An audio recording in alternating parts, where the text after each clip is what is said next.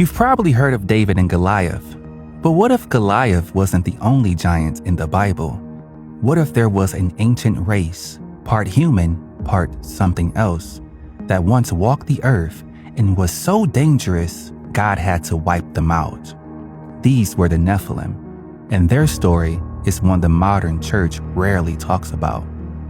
The word Nephilim appears in Genesis chapter 6, verse 4.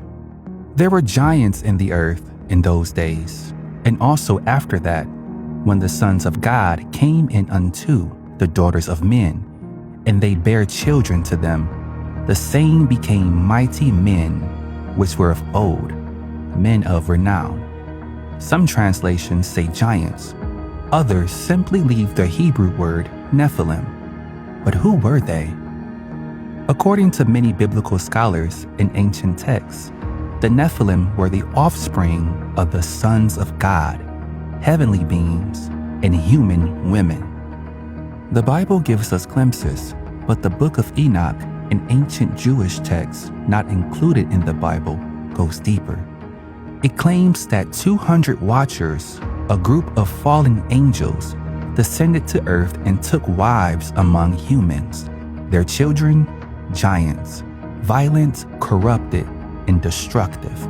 So evil, in fact, that God sent the flood, not just to cleanse human sin, but to wipe out this unnatural bloodline.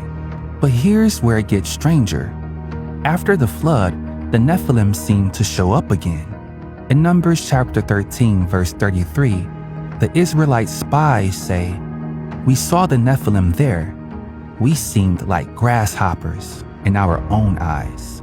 Later, David faces Goliath, a giant from Gath. His brothers were also giants. Could these be remnants of the same bloodline? Were there survivors, or did something return? But Christians like myself don't consider the book of Enoch to be canon. So why don't we hear more about the Nephilim in churches today? Maybe because the idea of angel-human hybrids makes people uncomfortable. Maybe because it raises hard questions about the supernatural, ones that don't fit neatly into sermons. But scripture is clear. These beings existed. They corrupted mankind. And their story is part of the Bible's earliest warnings about spiritual warfare, pride, and rebellion. The Nephilim aren't just ancient legends.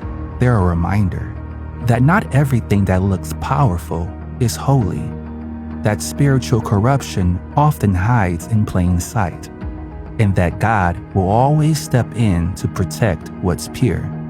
Whether literal giants or spiritual strongholds, the message is clear.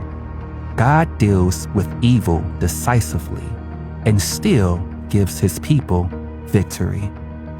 What do you think happened to the Nephilim? Were they wiped out?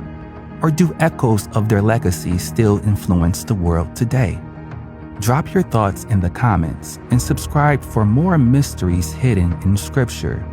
There's more you may not know yet, and we're just getting started.